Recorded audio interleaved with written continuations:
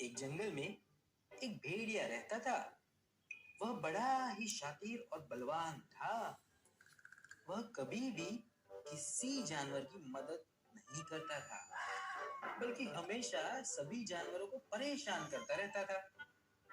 उसे सभी जानवरों को परेशान करने में बहुत ही मजा आता था।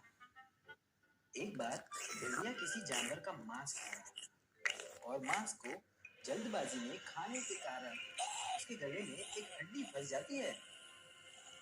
काफी कोशिश करने के बाद भी भेड़िया अपने गले से हड्डी नहीं निकाल सका। अब वो बहुत ही बुरी स्थिति में फंस चुका था। वह सोचने लगा, अगर हड्डी मेरे गले से बाहर न निकली तो बहुत ही मुश्किल हो जाएगी।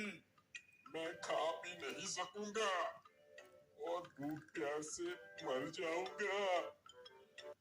भेड़िया ये सोच ही रहा था कि तभी उसकी नजर एक खरगोश पर पड़ी। भेड़िए ने खरगोश को रोकते हुए कहा, क्या तुम मेरे गले की फंसी हड्डी निकालोगे? लेकिन खरगोश ने भेड़िए से कहा, मैं वहाँ तुम्हारी क्यों मदद करूं? तुम तो मुझे मारना चाहते थे। ऐसा कहकर खरगोश वहां से चला गया। फिर भेड़िया मदद के लिए बंदर के पास गया। उसने बंदर को सारी बात बताई और मदद करने को कहा, मगर बंदर ने उसकी मदद करने से इनकार कर दिया।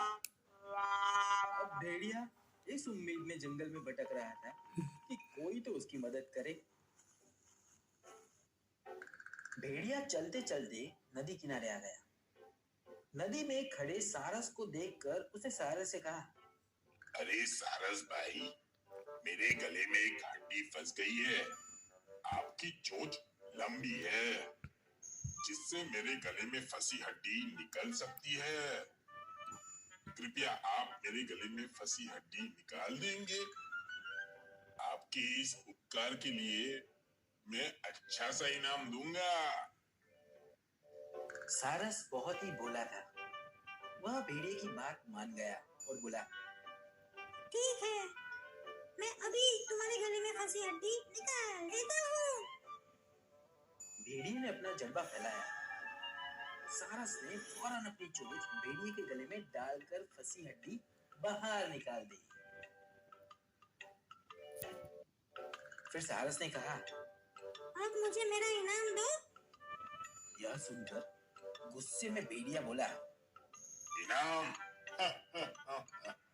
कैसा इनाम? इनाम की बात भूल जाओ। भगवान का शुक्रिया अदा करो कि तुमने अपनी चोंच मेरे गले में डाली और वो सही सलामत बाहर चली आई। इससे बड़ा इनाम और क्या होगा? भेड़िए की बात सुनकर सारस डर के मारे डर गया।